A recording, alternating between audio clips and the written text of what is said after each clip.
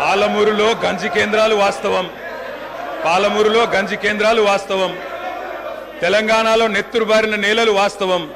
నెర్రలు బారిన నేలలు వాస్తవం. కరెంటీ అని మాట వాస్తవం. 14 లక్షల వలసలు వాస్తవం. అధ్యక్ష, ఇవన్నీ కాంగ్రెస్ పాలనకు తార్కాణాలు అధ్యక్ష, నేను చెప్పడం లేదు అధ్యక్ష. ఎవరో కాదు అధ్యక్ష, గౌరవ ముఖ్యమంత్రి రేవంత్ రెడ్డి గారు మాట్లాడిన రికార్డు అసెంబ్లీలో. అధ్యక్ష, కాంగ్రెస్ పరిపాలన గురించి గౌరవ ముఖ్యమంత్రి రేవంత్ రెడ్డి గారు మాట్లాడిన మాటలు వారి మాటలు చెప్తా అధ్యక్ష. వారు చెప్పినారు రేవంత్ రెడ్డి గారు, ఇది 2014 25 జూన్ అధ్యక్ష. వారి మాటలు నేను కోట్ చేస్తా ఉన్నా, అసెంబ్లీ రికార్డు అధ్యక్ష. నేను చదువుకోవడానికి హైదరాబాద్లో ఉంటే నా తండ్రి గారు చనిపోతే మా గ్రామానికి పోయినాను. పద్ధతి ప్రకారం దాన సంస్కారాలు అయిన తర్వాత స్నానం చేసి ఇంటికి పోవాలి. ఎండాకాలం వస్తే ఏ బావిలో కూడా రోజుల తరబడి ఈత కొట్టినామో ఆ బావి ఎండిపోయింది. బోర్ దగ్గర పోయి స్నానం చేద్దాం అనుకుంటే కరెంట్ లేదు. నాకున్న పరిచయాలతో కరెంటే ఇస్తే బోర్ల నుంచి నీళ్ళు వస్తలేవు. స్నానం చేయవలసిన సమయంలో నెత్తి మీద నీళ్లు చల్లుకొని ఇంటికి వచ్చినాం అధ్యక్ష. తెలంగాణ ప్రాంతం నిర్లక్ష్యం కావడానికి కారణం కాంగ్రెస్ పాలకులన్న విషయం ఇప్పుడు అర్థమైంది అధ్యక్ష. ఇది నేను కాదు అధ్యక్ష, రేవంత్ రెడ్డి గారు చెప్పిన మాట. మీ ముఖ్యమంత్రి గారే చెప్పినారు అధ్యక్ష, నేను చెప్పడం కాదు. నేనేమంటున్నా అధ్యక్ష, మీరు దాచేస్తే దాగని సత్యాలు చరిత్ర అధ్యక్ష. ఇట్లా నిమిషానికి ఒకసారి ఇంటరప్ట్ చేస్తే ఎట్లా అధ్యక్ష? ఇంత ఆవేశం ఎందుకు? బట్టన్నా అధ్యక్ష, ముఖ్యమంత్రి గారు మాట్లాడతారు తర్వాత, మీకెందుకు బాధ? బట్టి గారు ఇంత బాధపడితే కష్టం. ఇందిరమ్మ పాలన గురించి రేవంత్ రెడ్డి గారు చెప్పిన మాట ఇది. ఇంకా చాలున్నాయి రేవంత్ రెడ్డి గారు చెప్పిన మాటలు, చెప్పమని చెప్తా అధ్యక్ష. This is not right sir అధ్యక్ష, you have to come to my rescue. This is not right అధ్యక్ష. ఇదేం అధ్యక్ష? సీఎం గారు సమాధానం చెప్తారు అధ్యక్ష. గౌరవ కేటీఆర్ గారు ఎన్నిసార్లు ఇస్తారు సార్? మరి మేము కూడా లెక్క చూడాలా? 39 మందికి అధ్యక్ష, మనం తెలంగాణ రాష్ట్ర శాసనసభలో మాట్లాడుతూ ఉన్నాం. ఆనాటి ఉమ్మడి ఆంధ్రప్రదేశ్ శాసనసభ వ్యవహారాలు కాదు, ఆనాటి ఉమ్మడి ఆంధ్రప్రదేశ్ శాసనసభ కాదు. ఇది ప్రత్యేక తెలంగాణ రాష్ట్ర శాసనసభ. ఈ శాసనసభ ఈ రాష్ట్రానికి సంబంధించి 2014 జూన్ 2 నుంచి మొదలైంది. ఈ 2014 నుంచి ఈ రాష్ట్రంలో తీసుకున్న చర్యలు, జరిగిన ఖర్చులు, చేసిన అభివృద్ధి, రాష్ట్ర ప్రజల ఆకాంక్షలు, వాటి గురించి మనం మాట్లాడుకోవాలి. గతం అంతా బాగాలేదనే కదా అందరు కలిసి కొట్లాడి ఏకగ్రంగా తీర్మానం చేసి తెలంగాణ రాష్ట్రం ఇంకా అది చూపించి నేను వాళ్ళతో పోటీ పడతా అంటే నువ్వు కూడా వాళ్ళతో పోటీ పడితే నువ్వు కూడా అట్టే పో. మరి ఏడెందుకు తెలంగాణ రాష్ట్రం గురించి మాట్లాడండి సార్.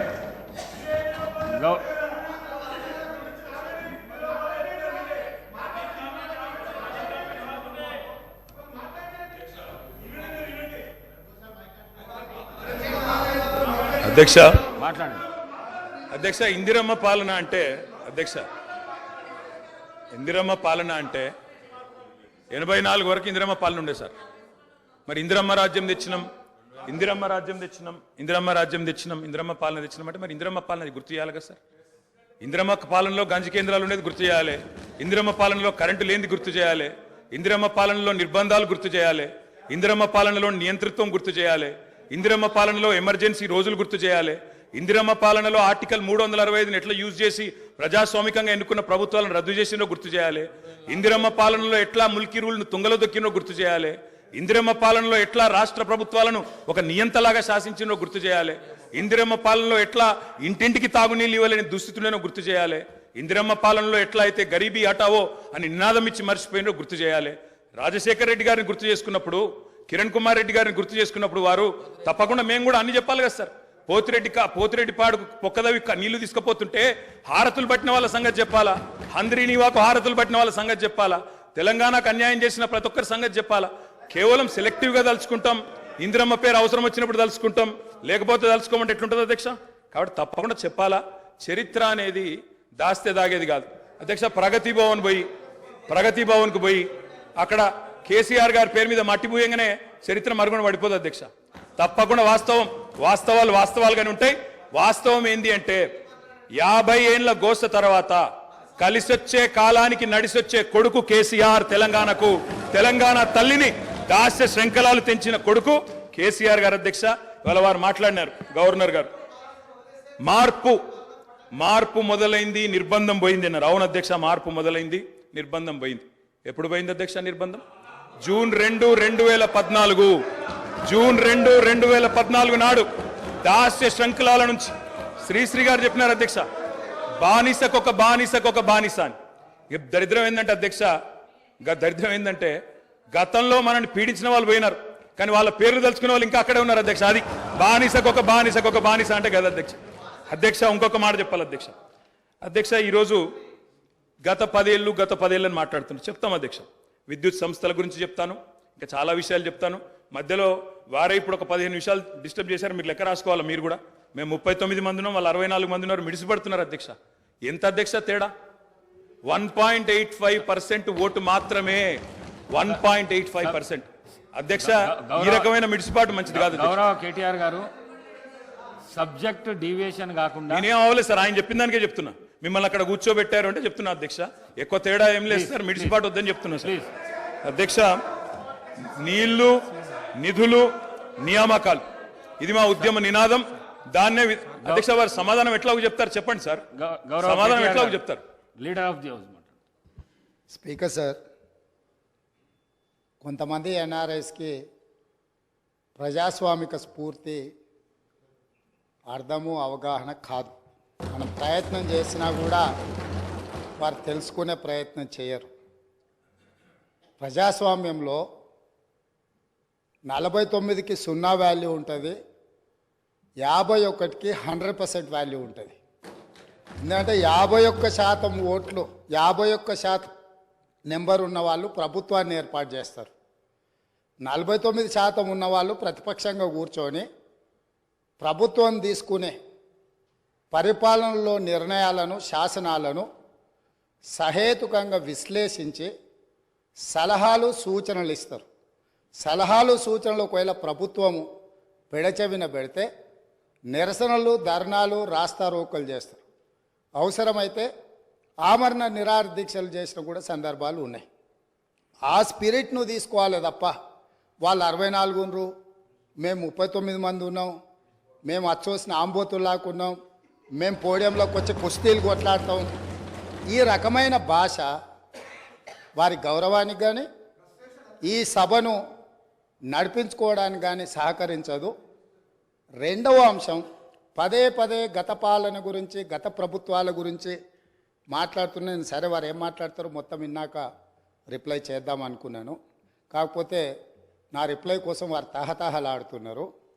గత పాలనలో యూత్ కాంగ్రెస్ వైస్ ప్రెసిడెంట్గా కల్వకుంట్ల చంద్రశేఖరరావుకు అవకాశం ఇచ్చిందే కాంగ్రెస్ పార్టీ. సింగిల్ విండో డైరెక్టర్గా ఎన్నికల్లో పోటీ చేయడానికి ఇస్తే కాంగ్రెస్ పార్టీ తరఫున నిలబడి ఓడిపోయిందే చంద్రశేఖరరావు.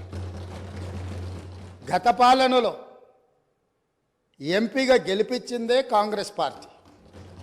గత పాలనలో షిప్పింగ్ మినిస్టర్ ఇచ్చిందే కాంగ్రెస్ పార్టీ. ఆ తర్వాత కార్మిక శాఖ మంత్రి ఇచ్చిందే కాంగ్రెస్ పార్టీ. అంతెందుకు ఇక్కడ సభ్యుడు ఉన్నాడు, వారు కూడా వారి కుటుంబ సభ్యులే. ఎమ్మెల్యే కాకుండానే మంత్రిని చేసి తర్వాత ఎమ్మెల్యేగా ఎన్నిక చేయడానికి సహకరించిందే కాంగ్రెస్ పార్టీ. ఈరోజు వాళ్ళు ఏ పేరైతే వినోద్ అనుకుంటున్నారో ఆ రాజశేఖర రెడ్డి గారే ఆ మంత్రివర్గంలోనే గత ఆర్థిక శాఖ మంత్రి, సిద్దిపేట ఎమ్మెల్యే గారు ఎమ్మెల్యే పదవి లేకుండా మంత్రిగా ప్రమాణ స్వీకారం చేసిండ్రు. రాజశేఖర రెడ్డి గారి నాయకత్వమే దేశానికి బలమైన నాయకత్వం అని అందులో పనిచేసిండ్రు. మూడవది, పోతిరెడ్డిపాడు పొక్క పెద్దది చేసినప్పుడు కీర్తిశేషులు నాయన్ నరసింహారెడ్డి గారు కడప జిల్లా ఇన్ఛార్జ్ మినిస్టర్. ఆ రోజు కొట్లాడింది పోతిరెడ్డిపాడు మీద కీర్తిశేషులు పి జనార్దన్ రెడ్డి గారు. పోతిరెడ్డిపాడు పొక్క పెద్దది చేసినప్పుడు ఇక్కడ ఉన్నోళ్ళు ఎవరు ప్రాణత్యాగాలు చేస్తామని ఎవరు కొట్లాడలే, ఎవరు మాట్లాడలే. సొంత పార్టీ, సొంత ప్రభుత్వం ఉన్న తెలంగాణ ప్రజల హక్కులను భంగం కలిగించొద్దు, కృష్ణానది జలాలలో మా వాటా మాకు ఉండాలి, మా వాటాను ఎవరు తీసుకెళ్ళినా మేము ఒప్పుకోమని కొట్లాడింది ఆనాటి నాయకుడు పి జనార్దన్ రెడ్డి గారు మాట్లాడినారు తప్ప వీళ్ళు కాదు.